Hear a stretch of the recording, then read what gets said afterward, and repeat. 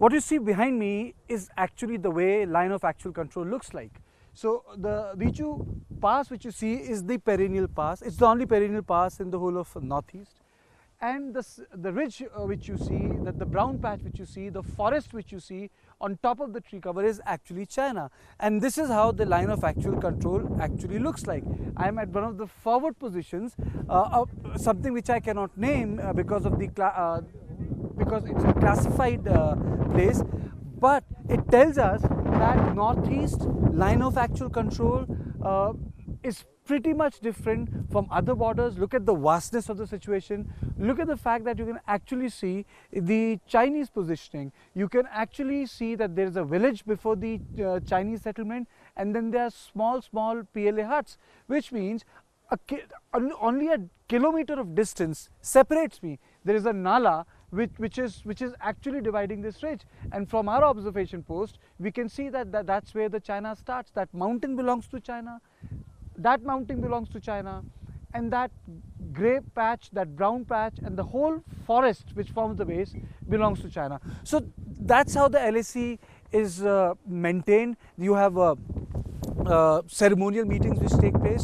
you have scheduled meetings which takes place, people cross over. For example, there is a permanent shelter adjoining that ridge. When the Chinese come on our side, we have to go on that side whenever the Chinese call us for their BPMs, and it is on the left spur. So this is the first time any TV channel has been given access not only to come close to the line of actual control, go to area where line of actual control exists, where soldiers patrol them because you don't have barbed wires there, but to able to showcase what LAC is, what are the challenges, how China has created a new built up economy in border areas, how Han Chinese have been brought up there, because this is southern eastern Tibet. It is actually not China. If you go by old classifications, this is actually southern part of the Tibet plateau, and that's where our LAC is. So the bottom line is that after Doklam,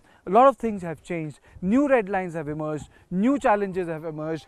India cannot be as confident, or India cannot be as aggressive as it can be on the western side of the border. India is strong here. The men have the confidence to keep the border safe.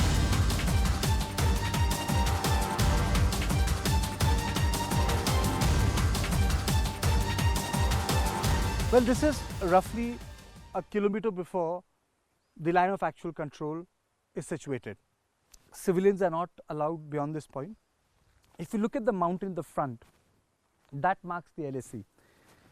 This mountain at the front is crisscrossed by a nala which is known as Vichu Nala, and that's what the LAC is. And you'll be very surprised that unlike the LOC, where you have barbed wires, where you have heavy weaponry placed, LAC is very different. The map is mapped on foot. The long patrolling takes place, people go, check their posts and come back. It's not segregated, it's not barricaded, it does not replicate the way the line of actual control or the international boundary in Punjab, Rajasthan, Gujarat, or LOC in Kashmir is. So these are the certain checkpoints which are here, and these checkpoints enable that movement is restricted, and there is an understanding here of actually what constitutes an LAC.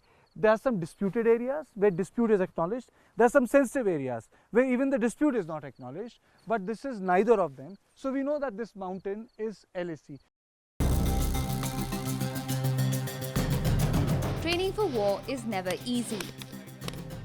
Terrain and weather add to challenges faced by troops, and this is very evident in Arunachal Pradesh. Described in the popular Lonely Planet travel series as a giant patch of green on India's map. Arunachal rises abruptly from the plains of Assam as a mass of densely forested and impossibly steep hills ending on the snow-capped Tibet border. This is where WION witnessed induction and training of troops. Some of the training is quite familiar, involving moving in on a target, followed by a final charge and assault with small arms, including grenades.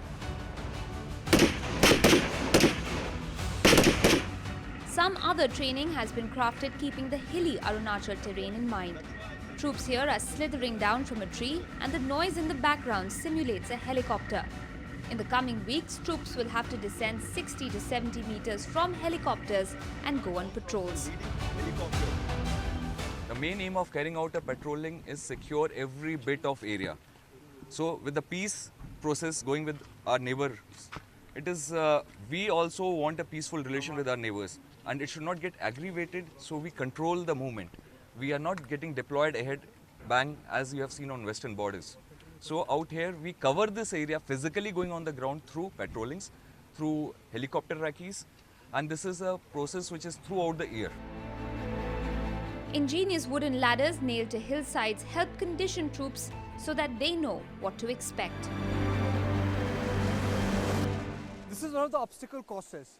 Right now, I'm showing you one of the training centers. I started from there, climbed up to this, the top of the mountain, and this is what our forces have to do on a day-to-day basis because the roads are non-existent here. Or for example, the sort of infrastructure which is there in the western sector is not available in the eastern sector. And this showcases the harshness of the terrain, the ruggedness of the soldiers' life, and the way they have to operate in these remote areas, and they do it day in, day out, and that makes the terrain of Northeast very different, very difficult, and a challenge in itself to map LAC, which is primarily very different from LOC. Troops are conditioned to live off the land or they carry specially packaged meals which can be prepared using small non-polluting burners. Today's troops are better led, they eat and live better than the ill-equipped forces that faced off against the Chinese in 1962. The key to that has been training, which goes on throughout the year. It is preparation for a war that hopefully will never happen. This is a close combat range. Then the reason why this close combat range is made is to ensure that the soldiers get an idea of a close combat. The Northeast theatre was different in 1962 for the fact that the close combat took place, hand-to-hand fighting took place. Like for example, when the war of Kohima took place in 1940s, when the Japanese had occupied the hills around Kohima, it was a close combat. So this is to simulate those training practices that this will eventually happen when you face the enemy, and that is why this is integral to the training and this is integral to the way the battle theatre has evolved over a period of time and integral to the way that our men man the line of actual control along channel. What you are witnessing is a deployment of heavy artillery, and this heavy artillery deployment drill is taken very seriously because this place is adjacent to line of actual control, A being refined. So anything which is launched from here, from this weaponry, actually goes across the line of actual control, across the LAC. So what we have witnessed today is the basic drill which is followed in these parts of forward areas of Northeast, just to impart a sense of urgency in the soldiers that if the announcement is made, you got to be ready in 5 minutes.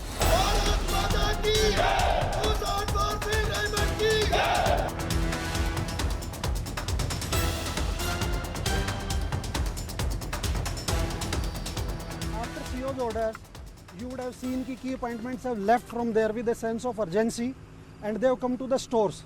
You just observed loading of 2 vehicles, which was a battery command post vehicle and a battery Juliet vehicle, in which technical stores like fire control instruments, fire control computers, directors, cable, telephone and other equipment got loaded, and now they'll march and get assembled, which will form part of the battery recce party. So recce party is the first party which moves out, and after 2 hours of that, gun group will move out, so that recce party is ready to receive them after doing necessary technical preparations in the gun area. At present moment, I am the only lady medical officer posted over here. यहाँ पे जितने भी जवान हैं उन सबका medical take care करने के लिए कुछ भी कैजुअलिटी होती है तो we are there. For example our jawan go on LRP to very high altitude, so they faces many problem like hypoxia, they faces hypertension, BP बढ़ जाता है जवानों का, तो उसके लिए हम लोग जाके वहाँ पे उनको मेडिकल कवर प्रोवाइड करते हैं.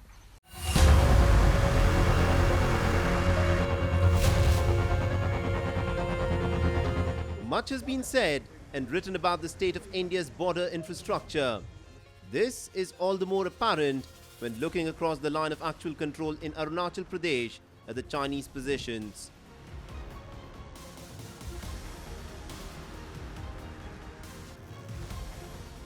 The buildings don't seem very different from what one sees on the Indian side, but what stands out is the hardtop all-weather road that is visible on the Chinese side.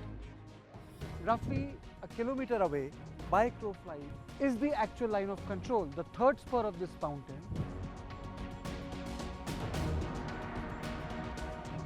The Indian Army was less fortunate as infrastructure building in the northeast began fairly late and has been very slow. The road density in Arunachal at a little over 18 kilometers per 100 square kilometers is considered low compared to the national average of 84 kilometers per 100 square kilometers. Early 90s, the first bridge was constructed in this area. Before that, there were only makeshift arrangements. So yes, bridges help you cross valleys, rivers. The extreme nature of the weather, which ranges from very heavy rain to severe cold and high altitude, are obstacles to infrastructure development. For a long time, military strategy has also dictated that roads be left undeveloped. This is the bridge on River Lohit. Now, if you see this river, it tells you the way where the line of actual control in China is, because roughly 1.5 kilometers from here, the LAC is situated. It's easy to build road on the east side, but it has been nearly impossible for the Indian Army to build road on the west side. So in this sector, there are no roads on the west side, all the roads are on the east side. So if anyone has to go to LAC along that ridge, then someone will need to do patrolling for 10 to 12 to even 28 days. The road from Dinjan in Assam to Walong and Kibitu in eastern Arunachal Pradesh is considered fairly good. Even so, the time taken to cover that distance is about 9 hours. The road from Guwahati to Tawang in western Arunachal could take as long as 10 hours, longer if the weather packs up. An alternate road from Tashigang in Bhutan via Lumla to Tawang would cut the travel time to just 6 hours, but Bhutan is yet to agree. Bhutan is also concerned about the environmental impact of such a road, since there would be heavy traffic, both civil and military.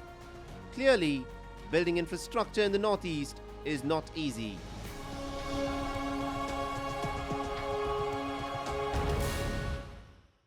And we are looking after 570 kilometers of this treacherous terrain of Arunachal Pradesh, where in 2018 also it lacks communication network.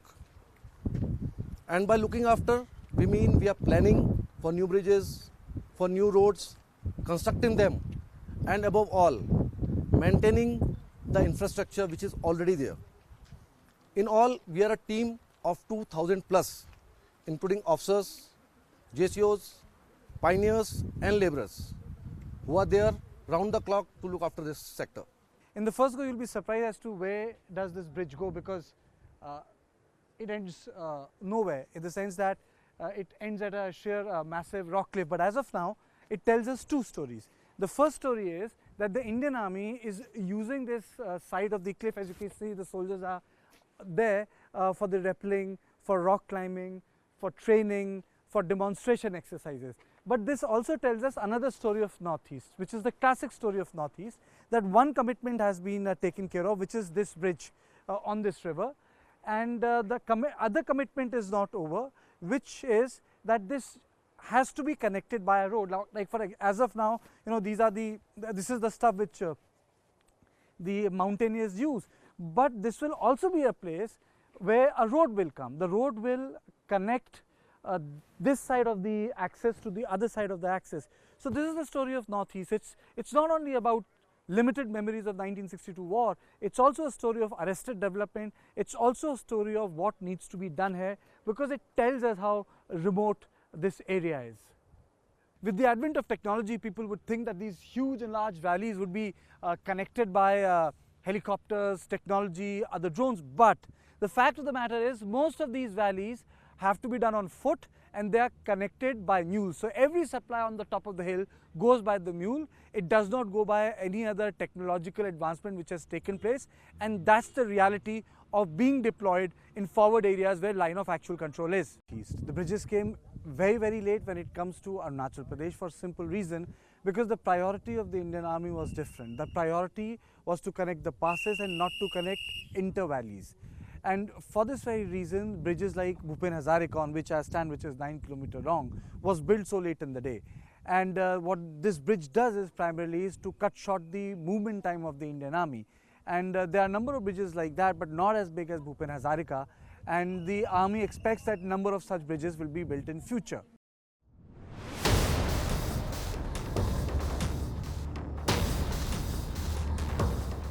The line of actual control between India and China, though peaceful, remains very tense. It was in this area in Wolong, in western Arunachal, that the Indian Army units had fought to the very bitter end against the advancing Chinese troops.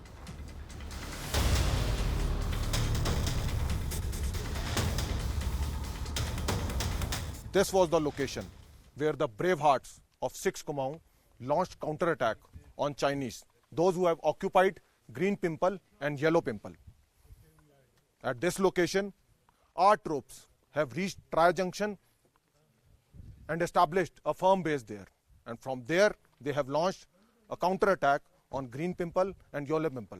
On their memory, one war memorial is established there. However, the original location of Helmet Top is 1.5 kilometers north of there, where still you can find some trenches, helmets and bullets of that time.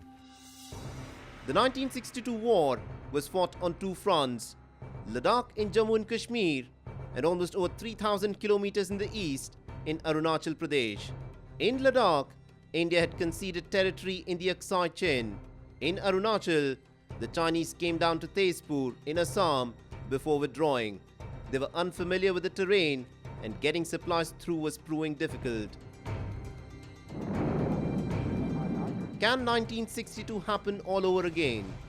Although the rhetoric from Beijing during the Doklam standoff had warned of a 1962 repeat, it was clear that India has changed. 2018 is not 1962. Indian Army is far more prepared, better deployed. Every part of the LAC is better covered. There is a political intent also. So there is a great difference between what happened in 62 and what happened in 2018. But yes, there are anxieties after Doklam, but rest can be said in context of security that the scenario in terms of meeting the challenge has completely changed, and Indian Army is well within its means to not only challenge but also give a befitting reply if any incursion takes place.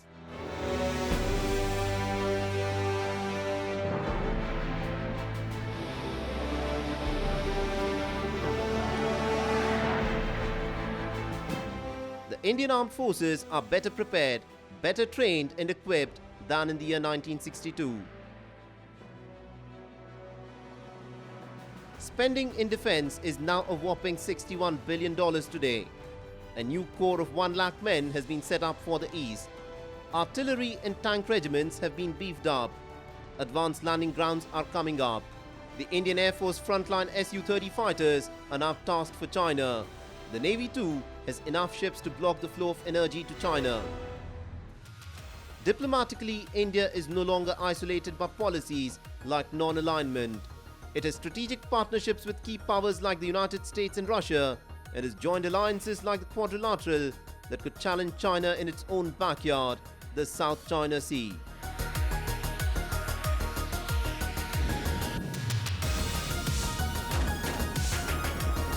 More importantly, although China spends more on defense than India, around $160 billion, and has more than 2 million men under arms, the world situation may not allow China to go to war against India. China today is heavily dependent on trade with the world. Its exports could suffer in the event of conflict with India, and its economy could be hit by embargoes or sanctions.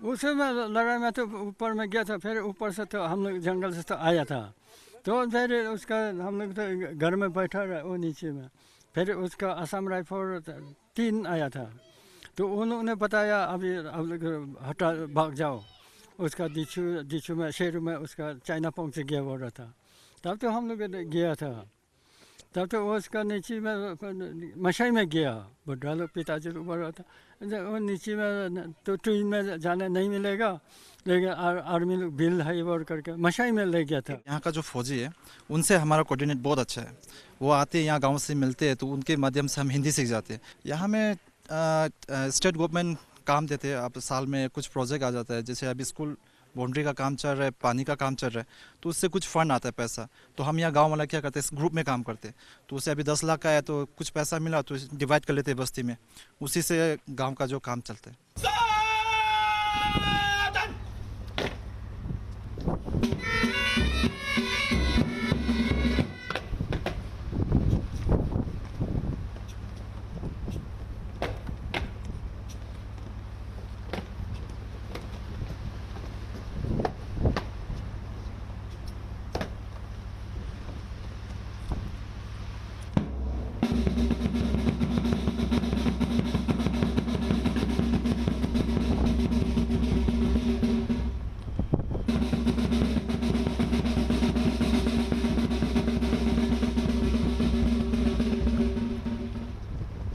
When we talk about Indian Army, they are the lighter movements, and this is one of the lighter movements when they are at border, all alone, away from the families.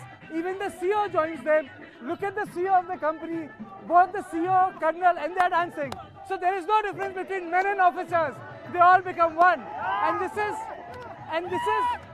one fundamental aspect of the army, the way army functions in India, and especially in far-flung areas where both men with their officers have to bond together in a way that so that a family is created and so that the bonds are retained forever.